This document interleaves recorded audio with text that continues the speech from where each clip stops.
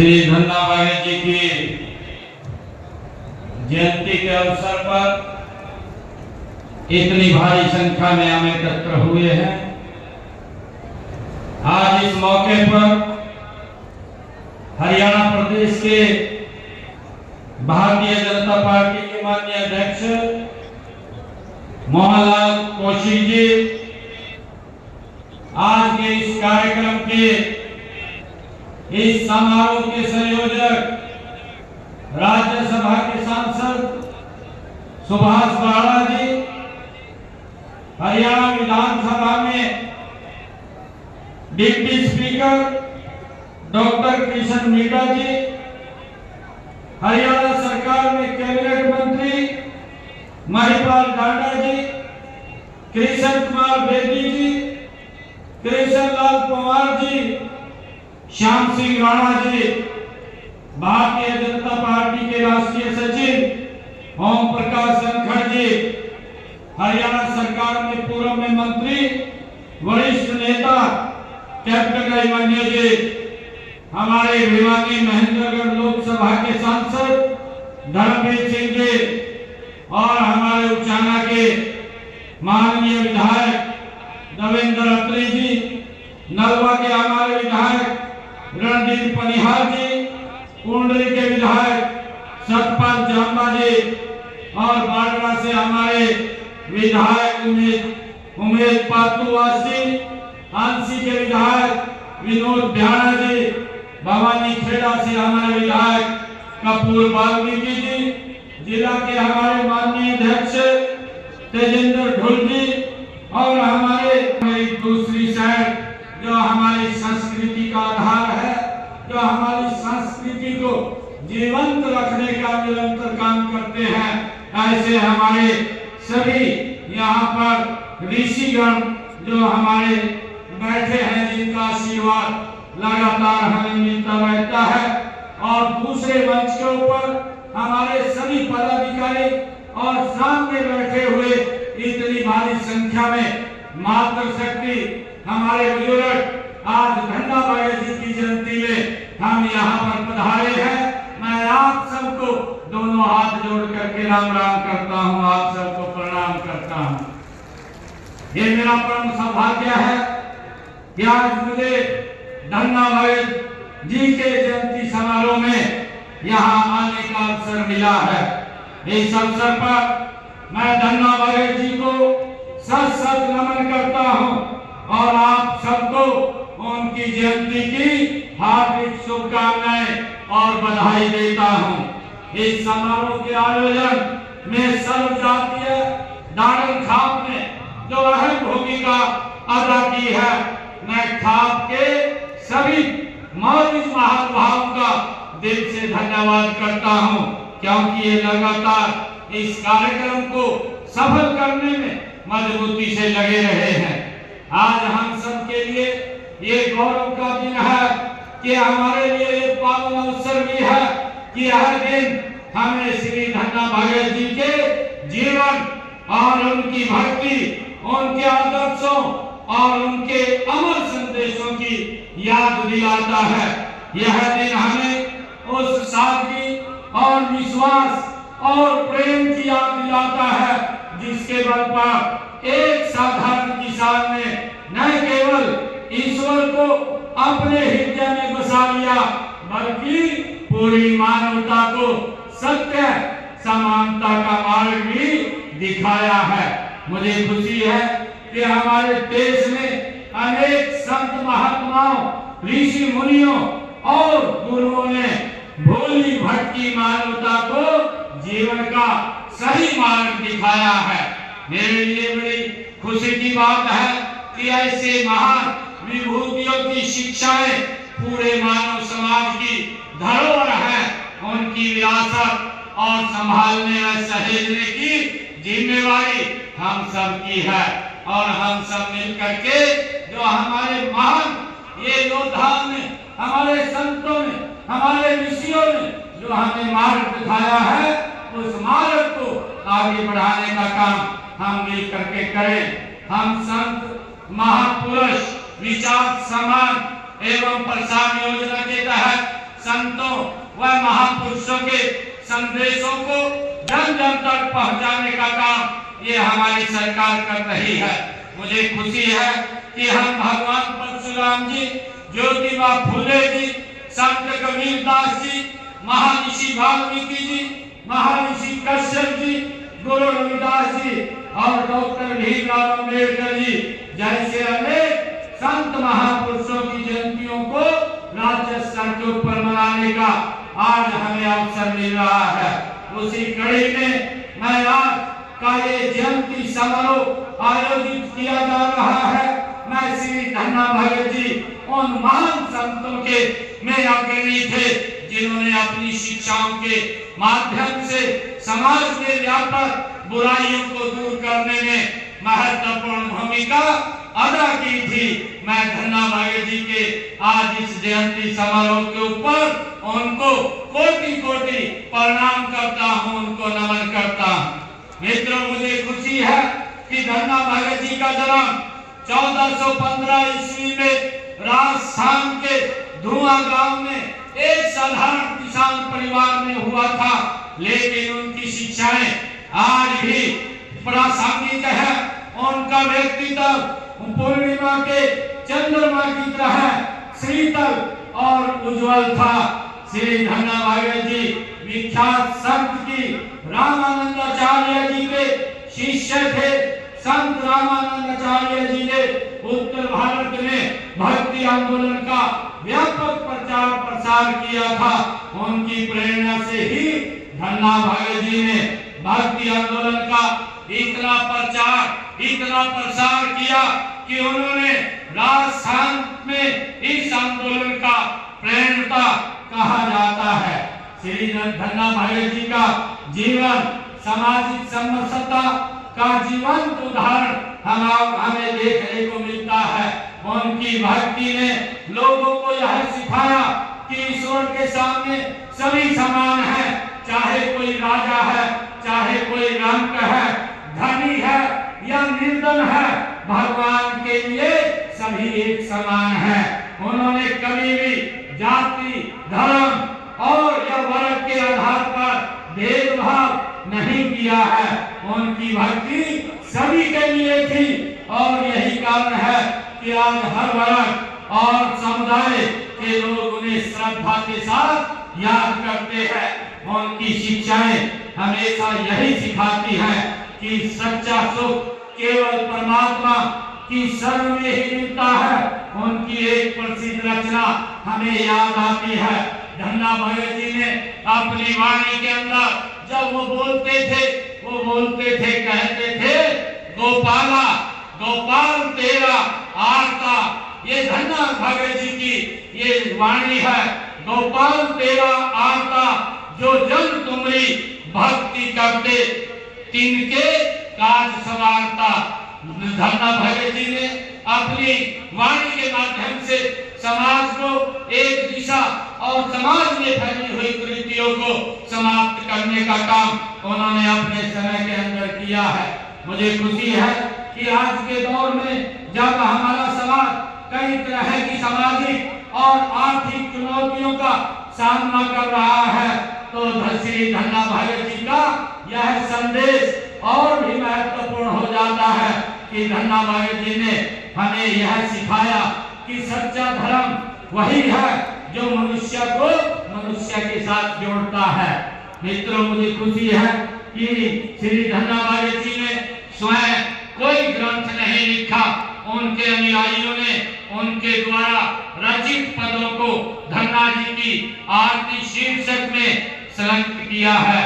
पंचम पातशाह श्री गुरु अर्जन देव जी ने भी धन्ना भगत जी के भक्ति भाव के बारे में श्री गुरु ग्रंथ साहिब में उल्लेख किया है कि वे सिद्ध महापुरुष थे।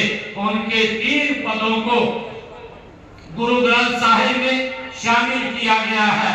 श्री धन्ना भगत जी के नाम से देश भर में अनेक संस्थाएं हैं जो नई पीढ़ी को उनकी भक्ति व शिक्षाओं को अपनाने के लिए लगातार प्रेरित वो करती रहती हैं। हमें गर्व है कि उनके नाम पर हरियाणा में धर्म क्षेत्र कुरुक्षेत्र में श्री धन्ना भगत पब्लिक स्कूल स्थापित है। हम श्री धन्ना बघेल जी की शिक्षाओं के अनुरूप हरियाणा एक, हरियाणवी एक के भाव से सबके कल्याण व उत्थान का कार्य कर रहे हैं। उनके दिखाए मार्ग पर चलते हुए हमारा प्रयास है कि समाज के हर वर्ग को समान अवसर और समान सम्मान प्राप्त हो। ये मान धन्ना बघेल जी की ही ये एक मार्ग था, उनकी एक सोच थी जिसको हम आगे बढ़ाने का काम कर रहे हैं। मुझे ये भी खुशी है कि हमारी सरकार श्री धन्ना बघेल जी के जीवन और उनके आदर्शों से प्रेरणा लेकर के कई योजनाएं और कार्यक्रम चला रही है। श्री धन्ना बघेल जी एक किसान थे, वे जानते थे कि खेतों में मेहनत करने वाला व्यक्ति ही देश का आधार होता है। हमने अन्नदाता के कल्याण के लिए उनके ही दिखाए हुए मार्ग से हमारी सरकार ने उनका जो सोच की जो उनके विचार थे उस विचार को हमारी सरकार ने लेकर के हमने अन्नदाता के कल्याण के लिए कई कदम उठाए हैं। हमने किसान हित में अभी विधानसभा के सत्र में जो नकली बीज व कीटनाशकों को पर रोक लगाने के लिए कानून हमने बनाया है। हमने अंग्रेजों के जमाने से जो हमारे किसानों के ऊपर अभियान लगता था उस अभियान को भी जड़ से समाप्त किया है और 133 करोड़ रुपए का अभियान किसानों के ऊपर था, उसको भी समाप्त करने का काम वो हमारी सरकार ने किया है। हमने ये भी निर्णय किया है जो धन्ना बघेल जी ने हमें रास्ता दिखाया है। हमने हरियाणा में ये देश का पहला राज्य है, उनके मार्ग के ऊपर आगे बढ़ते हुए हमने हरियाणा के अंदर अपने किसानों की 24 फसलों को एमएसपी पर खरीदने का निर्णय भी हमारी सरकार ने लिया है। हमने किसानों को सीधा लाभ पहुंचाने के लिए ई खरीद पोर्टल के माध्यम से 10 फसलों के जो हमने पीछे खरीदी थी उनके 12 लाख किसानों के खाते में एमएसपी के तौर पर सीधी खरीद का पैसा उनके खाते में 1,29,000 करोड़ रुपया सीधा खातों में पहुंचाने का काम किया है। हम सब देखते हैं कि धन्ना बघेल जी महाराज जिन्होंने एक समाज के अंदर समरसता और समाज को एक दिशा देने का काम किया, हम उनकी शिक्षाओं के ऊपर आगे बढ़ रहे हैं। हमने किसानों को अपनी फसल बेचने के लिए ई खरीद एप्लीकेशन द्वारा घर बैठे ही ई गेट बनवाने की सुविधा भी हमने जारी की है। उनकी फसल खरीद का भुगतान भी हमने 48 घंटे में सुनिश्चित किया है कि जब एग्जिस्टिंग गेट पास कट जाता है तो मात्र 48 घंटे के अंदर सीधा डायरेक्ट किसान के खाते में पैसा पहुंचाने का काम ये हमारी सरकार कर रही है, ताकि किसान को कोई दिक्कत कोई समस्या का सामना न करना पड़े। हमने ये भी निर्णय किया था पिछले दिनों ये धन्ना बघेल जी द्वारा दिखाए गए मार्ग के ऊपर हमारी सरकार आगे बढ़ती हुई किसानों को पिछले धान की फसल में जो बरसात कम हुई है और बरसात के कारण से हमारे किसानों की जो खर्चा ज्यादा हुआ था उस खर्चे को कम करने के लिए हमने ये निर्णय किया था कि किसान के खाते में प्रति एकड़ 2,000 रुपए पहुंचाने का काम ये हमारी सरकार ने किया। मुझे खुशी है कि हमने हरियाणा प्रदेश के अंदर 1,345 करोड़ रुपया किसान के डायरेक्ट खाते में ये पहुंचाने का काम हमने किया है। ऐसा हरियाणा के इतिहास में ये पहली बार हुआ है। प्रधानमंत्री किसान सम्मान निधि हो योजनाओं के तहत हरियाणा के लगभग 20 लाख किसानों के खाते में 6,563 करोड़ रुपए की राशि वो भी पहुंचाने का काम देश के यशस्वी प्रधानमंत्री नरेंद्र मोदी जी हर 4 महीने के बाद कहीं न कहीं से वो सीधा डायरेक्ट किसान के खाते में पहुंचाने का काम करते हैं। मुझे ये भी खुशी है जब हम ऐसे महान संत ऐसे महान ऋषि की जयंती के अवसर पर ऊपर एकत्र हुए हैं जो उन्होंने हमें मार्ग दिखाया है, उस मार्ग के ऊपर आगे बढ़ते हुए हमने ये निर्णय किया था पिछले 10 वर्षों में हमारी सरकार ने कि अगर मेरे किसान की फसल का खराबा होता है तो उस खराबे का पैसा भी किसान के डायरेक्ट खाते के अंदर पहुंचाने का काम हमारी सरकार करती है। मुझे ये खुशी है बताते हुए पिछले 10 वर्षों में 14,770 करोड़ रुपया किसान के फसल के खराबे का पैसा पहुंचाने का काम हमने किया है, ताकि किसानों को उनकी फसल के खराबे के बाद कोई दिक्कत समस्या ना आए। हमने ये भी निर्णय किया पिछले दिनों जो खेतों में से हाई टेंशन तारें जो निकलती है, लाइन निकलती है, उसकी मुआवजा नीति भी हमने बनाई है और इसमें टावर एरिया की जमीन के लेकर के मार्केट रेट के 200% व लाइन के नीचे की भूमि के हमने मार्केट रेट के 30% मुआवजा का प्रावधान भी हमने इसके अंदर किया है। हमने किसानों को मजबूत करने के लिए किसानों के हित में जो कदम उठाए हैं हमने पिछले दिनों, ताकि वो लिटिगेशन की समस्या से बाहर हो, क्योंकि ये सोच अगर किसी की थी, ये महाराज धन्ना भगत जी की ऐसी सोच थी कि हर व्यक्ति सुखी और संपन्न खुशहाल हो, उसको किसी प्रकार की समस्याओं का सामना न करना पड़ा। यही एक मार्ग उन्होंने हमें दिया। हमने निर्णय किया पिछले दिनों हमारी सरकार ने ये निर्णय किया कि जो किसान जो पट्टेदार किसान थे, लंबे समय से काश्त कर रहे थे, मालिकाना हक नहीं था, हमने सरकार और पट्टेदार किसानों के बीच में एक विश्वास की बहाल किया है और अपने भू मालिकों और काश्तकारों के बीच में जो जमीन के कब्जे मुआवजे आदि को लेकर के विवाद होते थे, उन विवादों के लिए हमने कृषि पट्टा एक्ट लागू करके उनको मालिकाना हक देने का काम, उन विवादों को भी खत्म करने का काम ये हमने किया है। हमने पिछले जो 20 वर्षों से जो ऐसे पट्टेदार किसान थे जो काबिज से और लोग काश्त करते थे, उनको हमने 2004 का कलेक्टर रेट लेकर के मालिकाना हक देने का निर्णय किया है। हमने ये भी निर्णय किया है कि गांव के अंदर जो हमारे लोग जो पंचायत भूमि के ऊपर मकान बना हुआ था और वो भी लिटिगेशन के अंदर फंसे रहते थे, उसका भी समाधान हमने निकाला है। हमने ऐसे लोगों को 500 वर्ग गज का प्लाट दे करके 2004 का कलेक्टर रेट उनसे लेकर के उनको भी मालिकाना हक देने का काम ये हमारी सरकार ने किया। आदरणीय धन्ना भाई जी ने भूखे को भोजन देने का जो संदेश दिया है, उसे अपनाते हुए देश के यशस्वी प्रधानमंत्री आदरणीय नरेंद्र मोदी जी ने जो प्रधानमंत्री गरीब कल्याण अन्न योजना के तहत 2028 तक जो बीपीएल परिवार हैं उनको मुफ्त में राशन देने का निर्णय हमारी सरकार ने किया है। मुझे ये भी खुशी है कि आदरणीय धन्ना भाई जी ने जो जीव की हत्या न करने और नशा न करने का भी उन्होंने उपदेश दिया था, इसी दिशा में हमारी सरकार ने हरियाणा में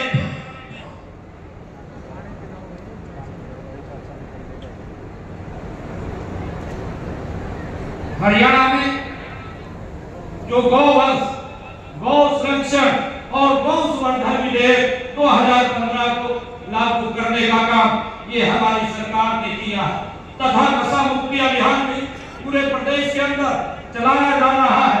इस अभियान के तहत मैं लोगों को जागरूक करने के लिए प्रदेश के अंदर एक साइक्लोथॉन यात्रा का भी आयोजन किया जा रहा है। मेरा आप सभी से अनुरोध है कि आप नशे के खिलाफ जन जागरण के कामों में अपना हाथ बढ़ाएं। मेरा आप लोगों से आग्रह है कि जो ये नशे के खिलाफ एक मुहिम चली है, ये हमें धन्ना भगत जी से ही प्रेरणा मिली है कि नशे को हमने जड़ से समाप्त करना है और ये नशा जड़ से तब समाप्त हो सकता है जब इसके अंदर पूर्ण रूप से समाज इसमें आकर के अपनी भागीदारी आयोजित करेगा और जब आप लोग इसमें शामिल होंगे तो यह नशा पूर्ण रूप से समाप्त होगा। इसके लिए हमने जन जागरण अभियान चला रखा है और हमने कानूनी तौर के ऊपर भी इसके ऊपर सख्त कार्रवाई करने का निर्णय हमारी सरकार ने लिया है। हमने इसके लिए मानस पोर्टल भी बना रखा है कि अगर आप लोग कोई आपके नजदीक या कहीं मोहल्ले गांव के अंदर कोई नशे में संलिप्त होता है, उसकी जानकारी उस मानस पोर्टल के ऊपर आप देंगे तो हम उसके ऊपर सख्त कार्रवाई करने का काम भी हम करेंगे, ताकि इस नशे को हम जड़ से खत्म कर सकें। मुझे खुशी है कि धन्ना भगत जी ने भगवान श्री कृष्ण जी के कर्म योग को भी अपनाने का बल दिया है। गीता के इस अमर संदेश को विश्व भर में फैलाने के लिए देश विदेशों में अंतर्राष्ट्रीय गीता जयंती महोत्सव का आयोजन भी वो किया जा रहा है। इसी प्रकार से नई पीढ़ियों को आचार व्यवहार बचपन से ही सिखाने के लिए पाठ्यक्रम पुस्तकों में गीता के अध्याय और संतों की वाणियों को भी इसमें शामिल किया गया है। मैं एक बार फिर श्री धन्ना भगत जी की जयंती के इस पवित्र अवसर पर आप सभी को हार्दिक बधाई और शुभकामनाएं देता हूं। आइए हम सब मिलकर के यह संकल्प ले कि हम उनके आदर्शों को अपने जीवन में उतारेंगे और एक बेहतर समाज और राष्ट्र के निर्माण में अपना योगदान देंगे। इस अवसर पर मैं यहाँ उपस्थित महानुभाव से भी अनुरोध करूंगा कि अपने बच्चों को शिक्षित करें और समाज में से जात पात ऊंच नीच की खाइयों को बांटने का काम करें। आज इतनी संख्या में आप लोग आए हैं। आज दारुल खाप ने भी आज इस मौके के ऊपर कुछ मांगों का मांग पत्र मुझे दिया था। मैं आज आप लोगों के बीच में जो खाप के द्वारा ये मांग पत्र दिया गया है, उसमें से जो मुझे कहा गया है कि सर्व जातीय दारुल खाप पालन पालवा दारुल खाप भवन में 40 केवी लोड बढ़ाने के लिए आवेदन अगर वो करते हैं तो विभागीय नॉर्म्स के अनुसार दारुल खाप भवन में 40 किलोवाट का सोलर पैनल लगवाया जाएगा, जिसके लिए उन्होंने इस मांग पत्र के अंदर ये कहा है। और दूसरा जो कहा था कि गांव पालवा में तालाब की रिपेयरिंग वाल एक शेड तथा एक कमरे का निर्माण करवाया जाए। अगर इस काम को पूरा करवाया जाएगा, ये जो आपने कहा है कि रिपेयरिंग वाल तालाब की और एक शेड एक कमरे का निर्माण भी यहाँ पर करवाया जाएगा, इसकी भी मैं आज घोषणा करता हूँ। आपने एक दारुल खाप भवन की चारदीवारी की बात कही है। पालवा गांव पालवा में दारुल खाप भवन की चारदीवारी और ग्रिल का कार्य भी पूरा करवाया जाएगा। इस मांग को भी हम पूरा करते हैं। एक आपने दारुल खाप भवन में बरामदा कम हाल का निर्माण करवाने की बात कही है। गांव पालवा में दारुल खाप भवन में बरामदा भी और हाल भी उसका निर्माण करवाया जाएगा, इसकी भी मैं घोषणा करता हूँ। लगभग ये सभी कार्य जो है ये कार्य विभागों के पास भेज करके उनको पूरा करवाने का काम ये हम करेंगे। आज आप माननीय धन्ना भगत जी जो जिनका जीवन हमें प्रेरणा देता है, जिनसे हमें एक शिक्षा भी मिलती है आगे बढ़ने की, समाज एकता से एकजुटता से आगे बढ़े, बिना भेदभाव के आगे बढ़े, उनकी शिक्षाओं को लगातार हम धन्ना भगत जी की लेकर के हमारी सरकार आगे बढ़ रही है। आज आप इतनी भारी संख्या में आए हैं, आप सबका मैं दिल से बहुत बहुत धन्यवाद करता हूं और धन्ना भगत जी को भी मैं पुनः नमन करता हुआ प्रणाम करता हूं। इन्हीं शब्दों के साथ जय हिंद, जय भारत।